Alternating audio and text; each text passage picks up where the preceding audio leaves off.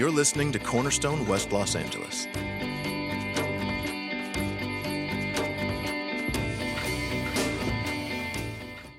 It's my understanding that when you become a year older, your sermons get better. So you're in for a treat. You've been waiting, and today's the day. We are in the book of James. What we've been doing is going sort of piece by piece through the book of James. And today we come to the 13th verse of chapter 3, and I'll start by reading it. So if you want to look it up in the Pew Bible in front of you, it's the red book. It's on page 1012. It'll also be on the screen behind me. Here's James 3, verses 13 through 18. Who is wise and understanding among you? By his good conduct, let him show his works in the meekness of wisdom. But if you have bitter jealousy and selfish ambition in your hearts, do not boast and be false to the truth. This is not the wisdom that comes down from above, but is earthly, unspiritual, demonic. For where jealousy and selfish ambition exist, there will be disorder and every vile practice. But the wisdom from above is first pure, then peaceable, gentle, open to reason, full of mercy and good fruits, impartial and sincere. And a harvest of righteousness is sown in peace by those who make peace. This is the word of the Lord. Now, what I find fascinating about this passage is that James, in the very first verse, is asking a question that is one of the largest questions we have right now as a society. What does wisdom look like? What does it mean to be wise? Who is wise among us? Like who are the wise people? And we have that question socially right now. You know, who do you trust to help you navigate the world?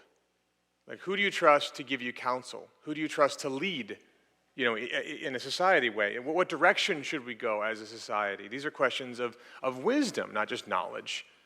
But then also, you know, we have it very personally. We have access to so much knowledge at our fingertips. In 2010, Eric Schmidt, he's a former CEO of Google, he said that every 2 days, it's 10 years ago, every 2 days, the information we had created as a society doubled. So like from like the beginning to 2009, like 2 days later, it doubled. The amount of information that we have available to us that is accessible and that comes at you daily, it's massive. It's hard to navigate. And we forget often, because we're constantly trying to keep up with all the different information that's coming, that what we need is not just more information, but wisdom. Like, what do you do with that? What do you pay attention to, and what do you not pay attention to? What does that information like mean, and what do you do with it? What does it look like to be a wise person? Who is wise and understanding among you? So we have these questions, but oddly enough, we also kind of think we're already wise for the most part. So at the same time as we would like to be wise, we also kind of think we already are. We have a set understanding, almost everyone here, in fact, I say everyone here, has a pretty set understanding of what's really important in society, where we need to head, what we need to hear, what's more important than other things. Our views on politics are typically very entrenched. Our views on social problems are typically very entrenched. Our heels are dug in on most, if not all, topics. And if they're not dug in, we heavily default to one way of thinking because we think we're right. We think we have wisdom for that. That's why we don't wonder a lot. And most of the time, we trust ourselves that we're doing the right things in the various areas of our life. That you're usually pretty wise in the decisions that you make, such that when things go wrong in any way, shape, or form, your immediate reaction is always that it wasn't you, it was someone else or something else that caused that problem. So, you know, we trust that our wisdom is good enough that we tend to point blame initially, everywhere else but us, when something goes sideways. And so we live in this kind of weird tension. We want wisdom, but we kind of think we already have a good amount of it now. And there are questions then, so the obvious question then that comes up is, are we right? Like, if everyone wants wisdom but already thinks they're wise, then how do you know if you're wrong? If James says, who is wise and understanding among you, and all of us internally tend to raise our hands and say, well, I do. How do you know if you're wrong? How do you tell if you're wise or if you're not? And James points us to it here, but he does it in a way that's really different, in a way that we're not used to. he says, we tend to ask, okay, so what does wisdom know? That's how you know if someone's wise. What does it know? And James says, I want to talk to you about how wisdom acts. That's what he says in that verse. By his good conduct, let him show his wisdom. Knowing a lot does not wisdom make. Saying you know a lot, looking like you know a lot doesn't show that you have real wisdom. The situation here is that there are people in this church or set of churches where James says, who's wise and understanding among you? And some of them are saying, me. And at some level, all of them are saying, well, kind of me too, because I kind of live that way. And they kind of think to themselves, well, okay, if he's asking, I could probably do okay, like ballpark, like B plus in whatever questions he's going to ask. I know a decent amount of important answers to important questions, at least ballpark. And you feel ready because you have certain knowledge. And then James says, okay, here's the quiz. How do you act? What's your tone? What's your posture like? That's how he's teaching us to look for what wisdom is. And he's pointing out then the difference between true wisdom and false wisdom so we can see it in others. And most importantly, so we can see it in ourselves. And so what is it? What does he teach us? He teaches us about false wisdom. He teaches us about true wisdom. And he teaches us about how to go from one to the other. So that's what we'll look at. False wisdom, true wisdom, and how to go from one to the other. So first, false wisdom. The first kind of half of the passage is about false wisdom. And then he kind of jumps in a little more later on. What he does with false wisdom is essentially show you where it comes from. He shows you what it looks like. He shows you what the characteristics of it are. He shows you what it produces. But the first thing he shows you is that it's incredibly deceptive. There's the very question, who's wise and understanding among you? He says, well, let me show it to you in the way you act. And he goes on and he says, well, here's how you tell the difference, and here's what true wisdom is and false wisdom is. His point is, you can think you're wise and not actually be wise. In fact, if you look at what he's going to say, if you have what he would call false wisdom or earthly wisdom, it is by definition true that you will think you're wise now. Like there's no way to have false wisdom and not right now think you're a wise person. And so you might be listening to people who you think are wise, who you think are helpful, but they actually aren't wise at all. You might be someone that you think is wise, but you're not wise at all. It's a very deceptive thing, he says. So how do you know? How do you know if you've been sort of taken in by this false wisdom? Well, he gives you this picture that you can see. So first, in verse, what verse is that? In verse 14, he says, false wisdom comes from this very particular set of concerns, jealousy and selfish ambition. They show up twice. Jealousy essentially means sort of envy, a desire for something that isn't yours. That's what he means here by jealousy. And then selfish ambition is sort of the active part of that, where it's a desire to put yourself in a position that isn't yours to have, a place that isn't yours to have. And so when you put them together, what you have is this kind of over-concern for your own position in the grand scheme of things. You have an over-concern for your own interest, a sharp self-interest. And he says it's very deeply entrenched. So it's in the heart, these things. Which means that these are not just sort of superficial thoughts that flit in and out of your head. These are deep motivators, deep fears, deep desires, deep organizing structures of your emotions and your personality and your thoughts and reactions.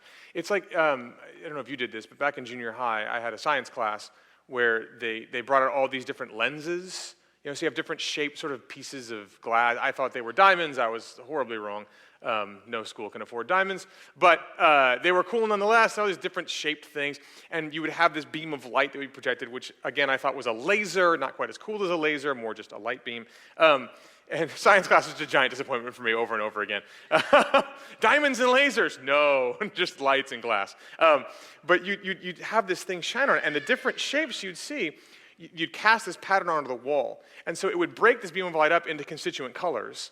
And the different lens would do it in different ways. So depending on the shape of the lens and how it looked, it would affect the organization and the patterns of the colors and how they were sort of splayed out on the wall across from it. It was just a fascinating thing. So the way the lens was structured determined how the colors would show up. They would determine what you'd see on that wall. And different structures produced different effects. And so too here, basically what James is saying is the way your heart is structured, the posture it has, if there's selfish ambition and jealousy in it that creates this sort of posture, this structure, this organizing scheme, it's going to determine how you're going to react, how you're going to live, how you're going to emote, how you're going to relate, how you're going to think, when it comes to every single thing that happens in your life. And so every bit of your life is reorganized and refracted through this lens of your heart. And if it's jealousy and selfish ambition in your heart, you're going to begin to see and understand everything around you as always relating back to your self-interest, to your place, to your position, to that over-concern with how you rank and where you stand and how this fits into your self-conception. And so you find yourself, everything comes back to what you deserve, to things being fair or not fair. You deserve the world to be different. You deserve to have what you want. You deserve to be wherever you choose to be. Inconveniences run against the way the universe is supposed to be.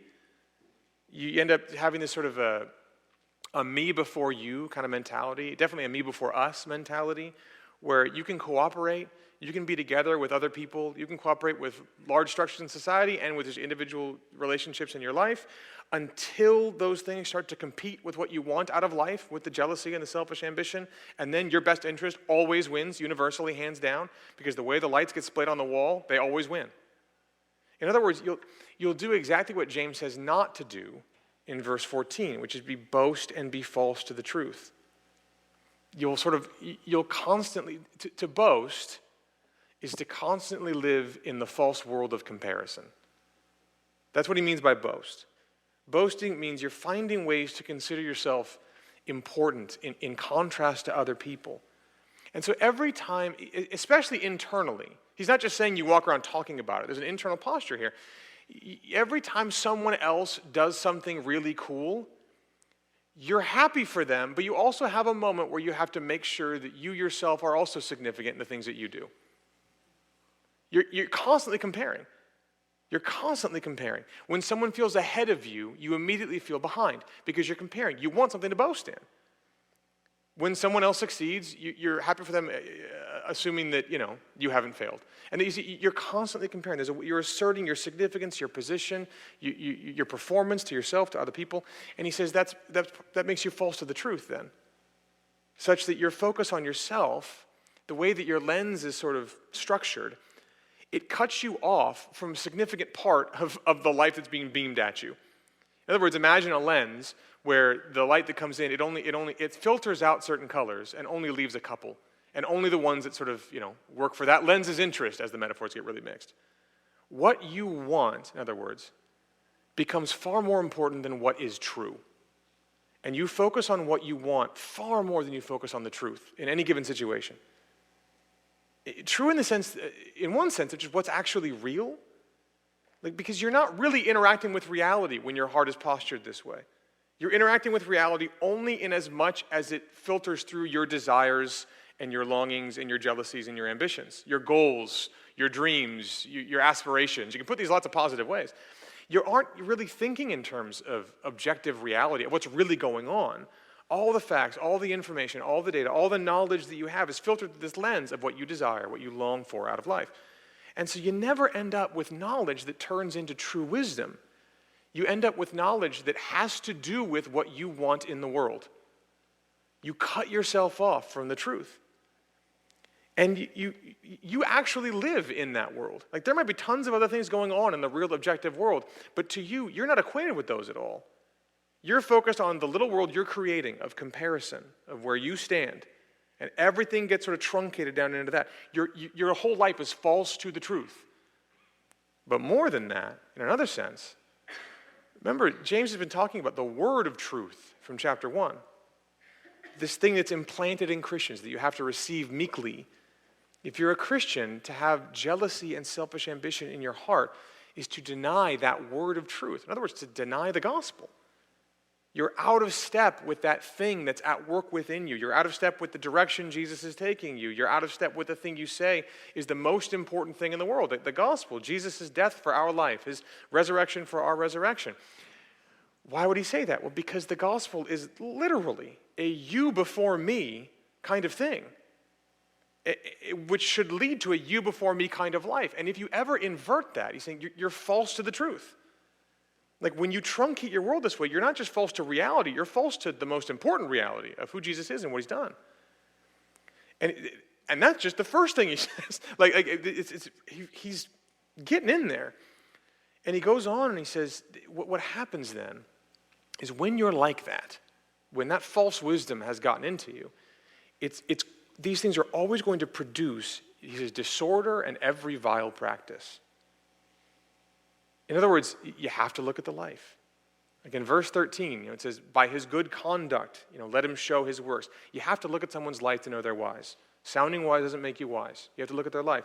And James says that if you look at the life of someone with false wisdom, you'll see in verse 16, disorder and vile practice, every kind of vile practice. Now the word, vile practice, vile sounds a little overheated for us today. But what it means is, it just means sin, every kind of sin, a variety of sin, in the sense that you can trace every kind of sin back to that kind of jealousy and selfish ambition in the heart, that kind of over-concern for self. Just a quick example, why, we don't have time to go into all of this, but, why would you lie? Why do you ever lie? Why do you ever break, that command to not lie? Well, you only do it because you think lying will get you something that telling the truth won't get you. In other words, it comes back to that over-concern for self, because you think it's better for you to lie than to tell the truth. It's a truncated reality. This is sort of rotating around me. And yet then he also says disorder. And we tend to think of disorders as sort of just something that's not normal, sort of not set right. And there's some truth to that. But the disorder in the Bible, especially the New Testament, is the opposite of peace. It's the opposite of harmony. So you see in 1 Corinthians 14:33, God is not a God of disorder. In some translations, confusion, same word, but a God of peace. The idea is that this kind of peace and harmony and wholeness that the Bible talks about in both Testaments is the opposite of disorder. So to have disorder in your life is to kind of be double-minded, to have things not cohering, there's not harmony, there's not integrity. This is where wisdom gets kind of interesting. So when I hear the word harmony, I go immediately back to music. There's other ways you could do it, but that's where I go. And what's interesting about music is when you learn to play, I learned to play the piano when I was young, and I learned it on a Nintendo keyboard for a while, because my mom tricked me one Christmas. You'd shoot ducks with the little keys. I could learn to play the Star Wars theme song with the keys by Duck Hunt. For those of you who remember the good old days. And then I took lessons, and with lessons what you do is you learn to play other people's stuff. That's what you do. So you learn to read sheet music, and they give you, here's Chopin, which was far deep in my career. I started with the pirate ship, that someone wrote, because it had 8 notes, and I think they got money for that somehow. But, so you're always playing stuff other people wrote. So you learn to read the music, you're playing this stuff, and then one day I had to sit and I had to play with people who didn't have any notes to give me. It was the weirdest thing. It was there's just chords, and sometimes I didn't even have that. I was like, well, I don't know what to do. And so I started, because I know what the notes are. I know what the keys are, but I don't know how to put them together in a way that sounds good. And so I was awful to play with, because I would just create disharmony every single time I sat down. I'm sort of playing the right things, but I don't know how to take what I know and put it together in a way that produces something beautiful. And they can do that with these other people who are doing the same thing. And in the same way, what James is saying here is there's a difference between someone who's truly wise, and therefore when they sit down, what do they add? They add harmony. They don't just add noise, they add harmony. And even in music, what's the difference? In music, the difference is it's musical wisdom. You can have musical knowledge. What you need is musical wisdom. And so too, when a musically wise person sits down to play, they bring harmony with what they play. They bring beauty with what they play. They bring peace and not disorder. In that sense. If you want to know if someone is wise, then, James says, look at their life. And what false wisdom will produce is not just sin, but all sorts of disorder, all sorts of noise. And at some point, you want to know if someone else is wise? James says, look at their life. Are they a force in their life for order, for harmony, for peace? Or are they a force for disorder, for noise, for division, for faction? Are you someone who creates harmony and order or disorder in the things you touch, in your relationships, in your workplace, in your neighborhood, in your family? James is saying false wisdom will produce disorder, division, anxiety, fear, factions, arguments, anger. Because the person who has these things in their heart comes in and they bring with them, they produce disorder and every vile practice. And he says, in every case when this happens, in every case, it's not godly. It's always earthly, unspiritual, demonic. Earthly meaning sort of earthbound, wisdom from below. It's not a wisdom that has something to do like with the earth. All wisdom has something to do with the things in the earth. The idea is it's wisdom that originates like from a solely human perspective. It's unchecked by the reality of God. And that sort of keeps going. Being unspiritual means this wisdom, no matter how religious it looks, it's not coming from God. It's not tied to the Holy Spirit. Like whatever experiences or church attendance you have, you can read your Bible 12 times a day and pray 13 times a day. You can't turn selfish ambition into something spiritual, into something good. You can't turn factionalism and divisiveness and being argumentative and quarrelsome and looking out for yourself and making sure you're always right into something spiritual. And even demonic. It's a demonic outlook. Which you'd think would be easy to see. Like, I don't know, demonic sounds like very ostentatious. But remember when Peter looks at Jesus and he says, Jesus, you're never going to die. and Peter says, or Jesus says to Peter, get behind me, Satan. And Peter wasn't sitting around thinking, I'm going with the demons right now. He thought he was doing something very religious and good.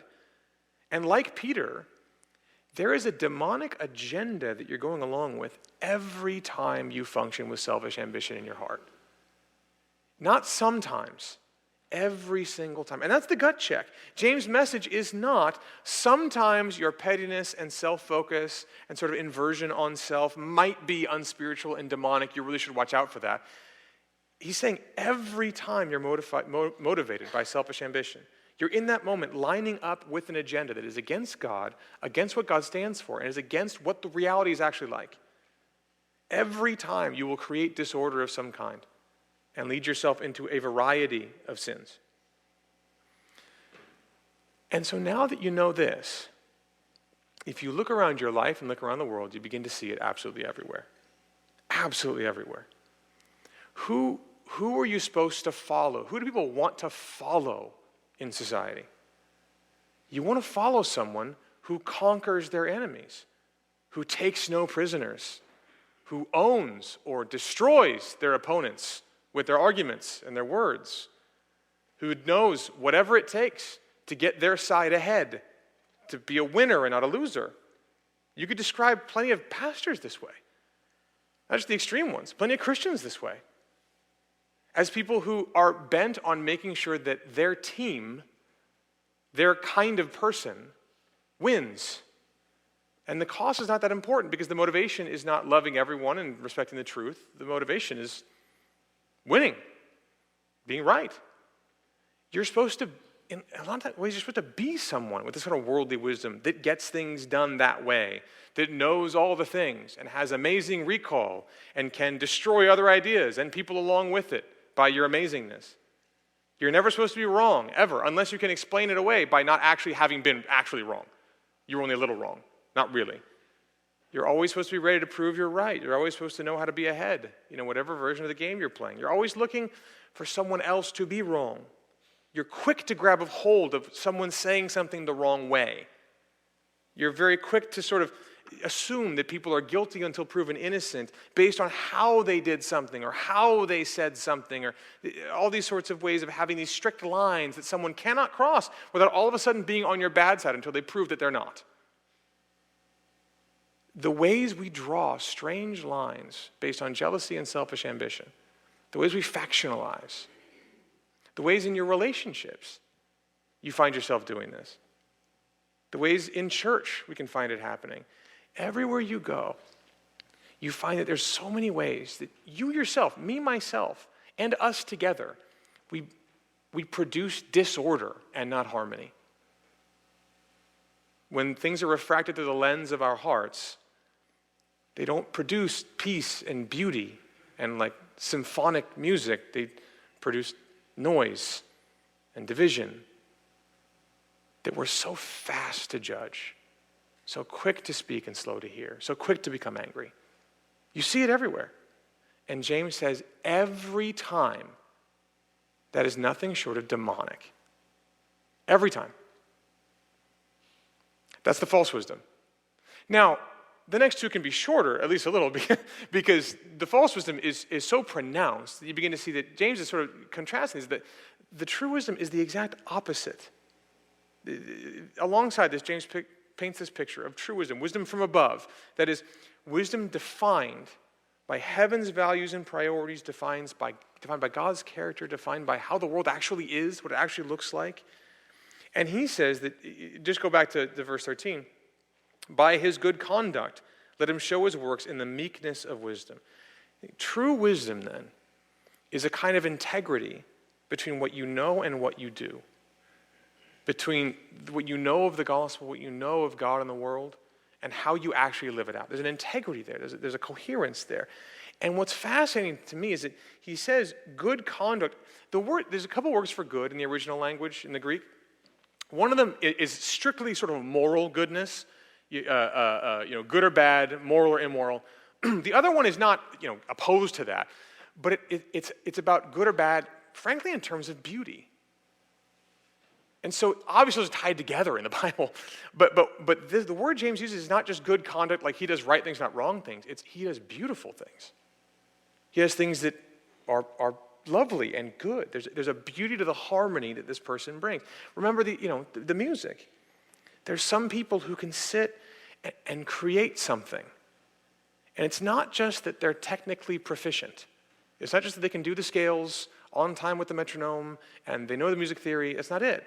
It's that when they play, something beautiful happens. And you know the difference. A lot of you have paid money to see people who make beautiful things, not unbeautiful things. And there are people out there, like you paid money to go see a concert of some kind. And you've sat down, well, you've stood up. The sit-down concert. It's a dream of mine. You've stood up, and you've looked at someone, and you paid money, not because they were the most technically proficient, but because they knew how to take their technical proficiency and make it beautiful. That's why you paid money. That's why it emotionally affected you. That's why you chose to do that with your time. So too with the life of someone who's actually wise, who's truly wise. There's a beauty to it. There's a harmony to it. Doesn't mean it always looks the way that everyone thinks it ought to look in one sense. It's not sort of like the larger world's vision of beautiful necessarily. But there's an undeniable harmony and beauty and loveliness and wholeness to the life that's lived out of true wisdom. And what makes them beautiful, James says, is the opposite of what we often think. It's meekness, which is a word we just don't ever use. Like all of the sermons we've preached on meekness.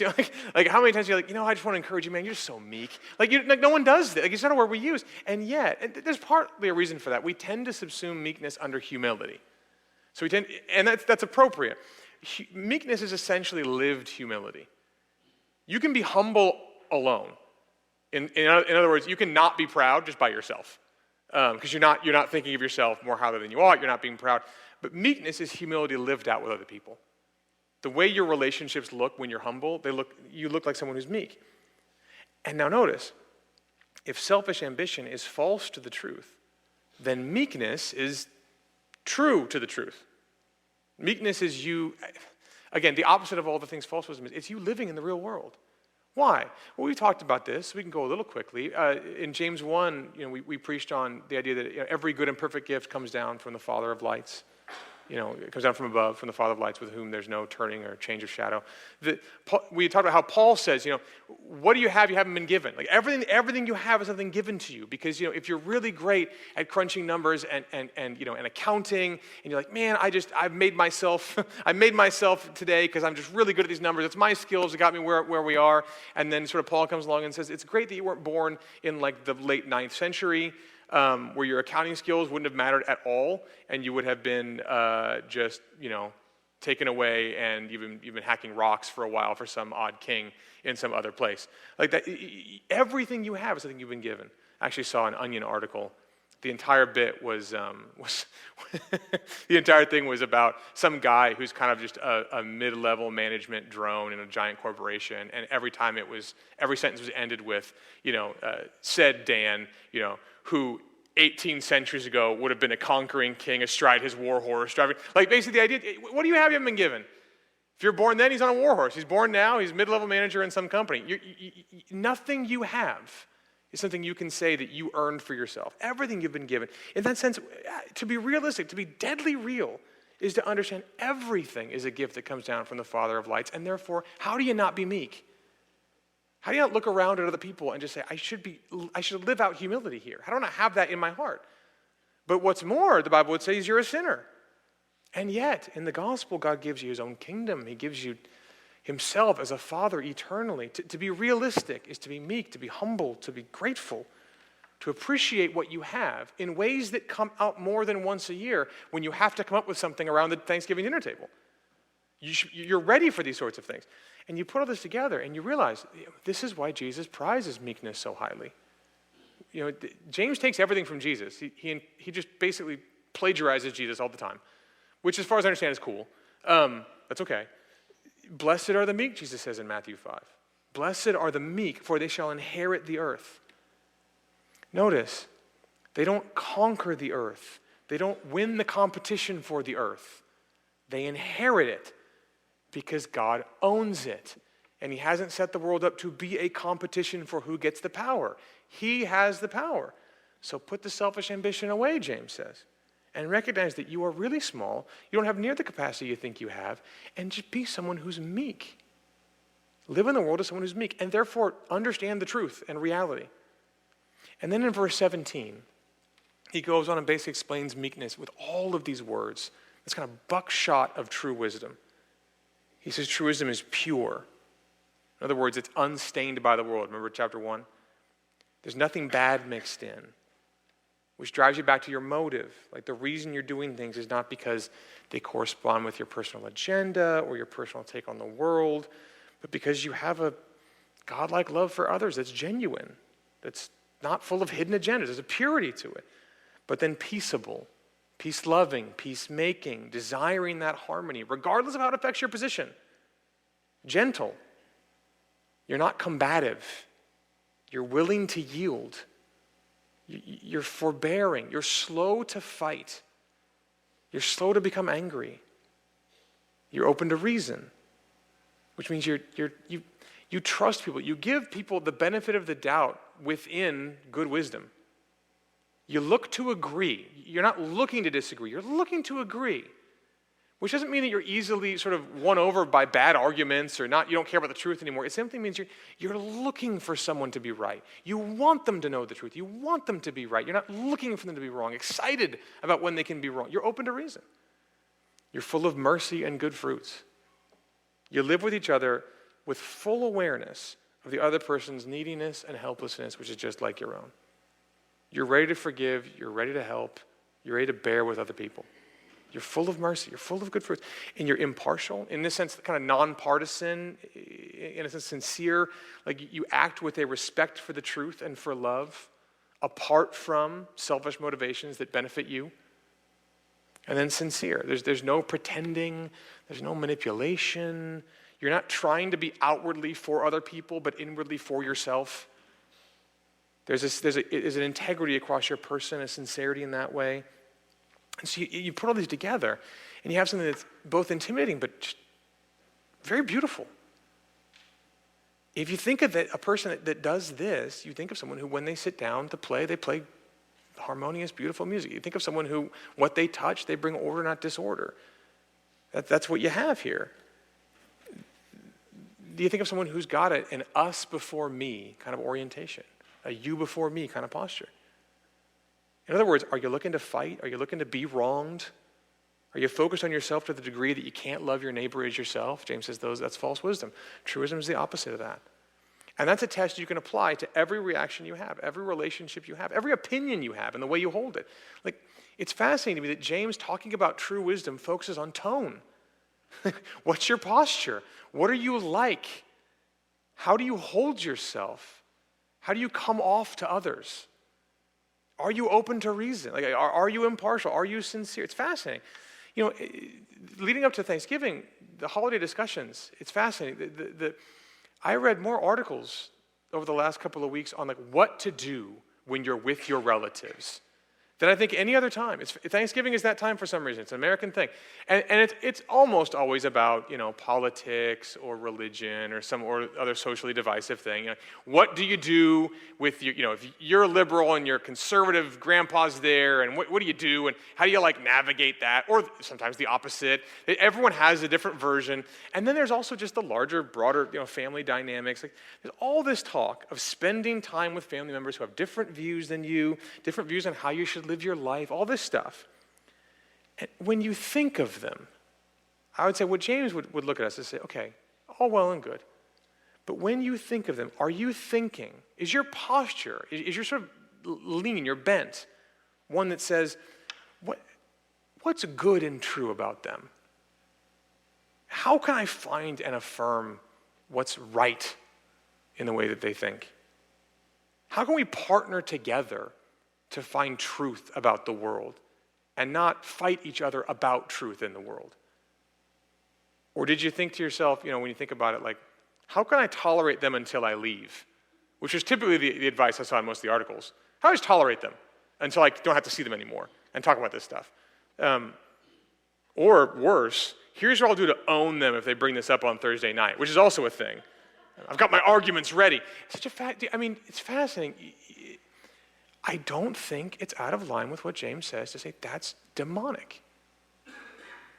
That's not how you should think about other people. That's not what true wisdom is. It does not bring order and harmony and peace. It's not lovely. We shouldn't be that way. And our community shouldn't be that way.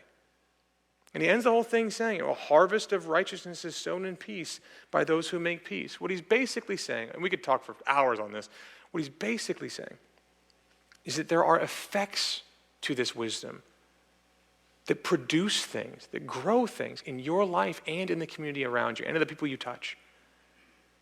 That when you sow things, when you sow peace, and it's really a weird metaphor, you sow peace in peace, kind of, and you're the one making peace, that's the thing you're sowing inside the soil of peace. When this kind of peace and harmony is the thing that you desire, you long for, you work for, you look for, because of the meekness that's internal to you that has changed the lens of your heart, there's going to be a harvest, and it's going to be righteousness.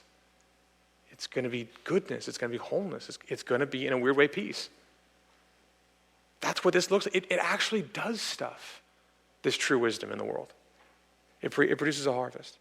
Now, last and shortest, how do you go from one to the other? James says in verse 15, well, before that, because if you have yet to feel the fact that you need to go from one to the other, just think about it, because you do. We all do. How do you really go from one to the other? James says, this is, in verse 15, this is not the wisdom that comes down from above. He talks about the wisdom from above.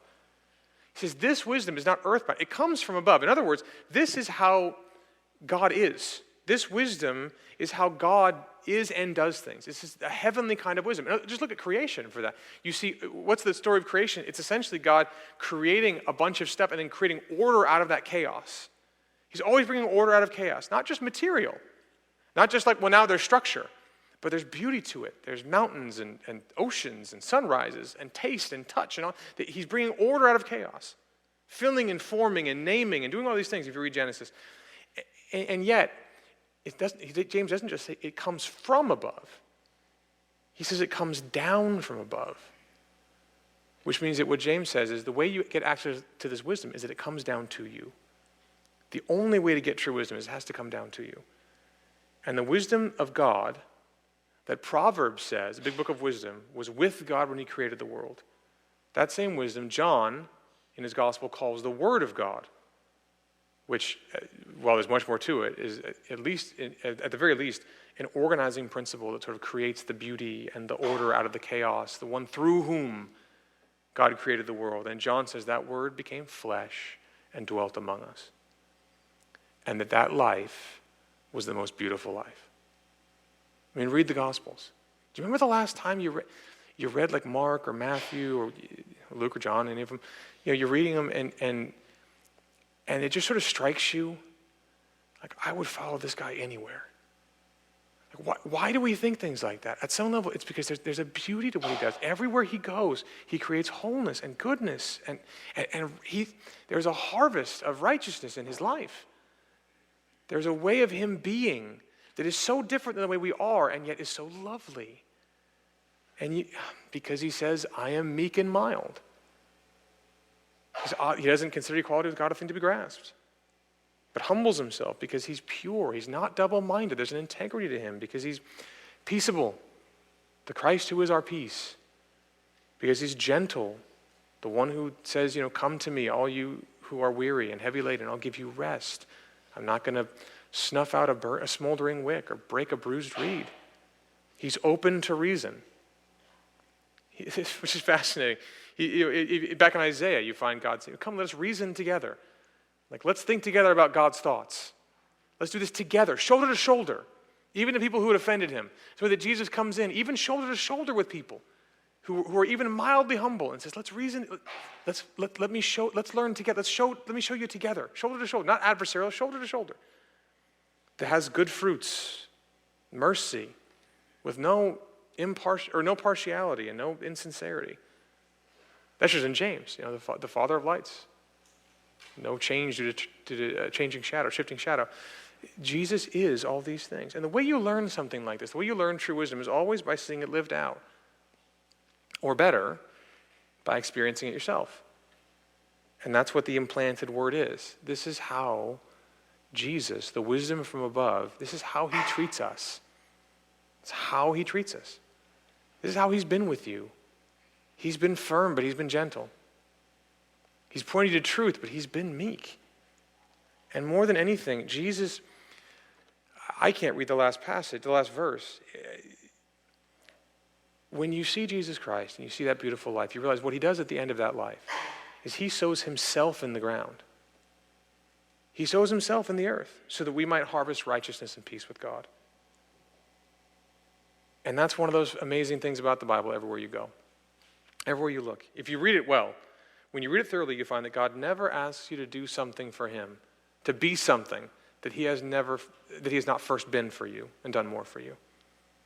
And so here you have, how do you go from one to the other? How do you go from false wisdom to true wisdom? You look to Jesus. You experience his true wisdom in your life, and you say to yourself, this is what I want to step out into the world and do. Having been forgiven, there's more we could talk about. Having been forgiven, the way that selfish ambition is drained out of you because you have all that you need in Christ. The idea that your position is eternally secured in the heavens, where your life is hidden with Christ in God. There's no higher position you can have. You're at the last seat. You're at the highest rung. We could talk about all those things. But more than anything, I would think that what James wants us to look at is the way that Jesus, his brother, fulfills all of these descriptions of true wisdom. And that brother is with you and with me and with us. And in his meekness, we find our meekness. And so look to his meekness and step out into the world as someone who brings harmony. Because inside of you is no longer selfish ambition, but purity, more and more, day by day. Let's pray. Thank you for listening to Cornerstone West Los Angeles. For more information, please visit us on the web at cornerstonewla.org.